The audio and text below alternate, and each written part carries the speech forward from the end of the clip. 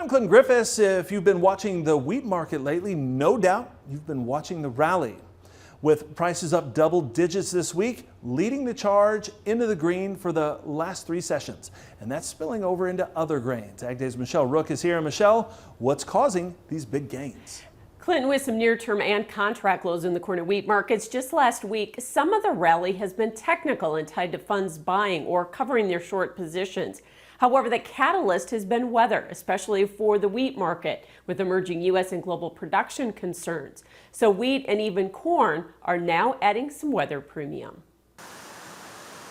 All three classes of wheat made contract lows last week, with hard red winter wheat hitting 5-year lows. So some of the recovery is a function of wheat getting too cheap. But weather issues are also emerging with major global producers.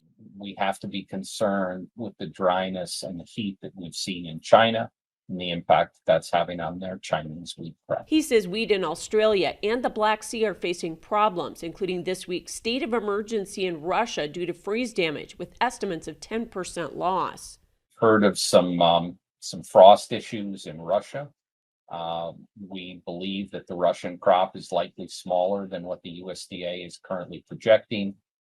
There's some issues with the number of acres that they planted. The profitability in Russia has been poor, and the weather has not been great for much of the growing season. But even the U.S. crop is seeing challenges, with cold in North Dakota spring wheat areas and excessive rain impacting the winter wheat crop. And we've got some disease concerns here in the United States. The wheat rally has supported the corn market as well as fund short covering, but some weather issues are surfacing in corn too. Excessive rain has slowed corn planting in the southeast, which may switch some acres to beans or prevent plant, and Ohio is lagging. They plant 3.5 million acres of corn a year. They had 30% of it planted, so that's about 1.5, so we're 2 million short. But the last planting date in Ohio is June 5th, so he says there's still time to get corn planted. They won't get it planted till that first week of June, but talking to farmers from 2019 out there, they all told me, in 2019, I raised one of my better crops, planting it on June 9th, June 10th.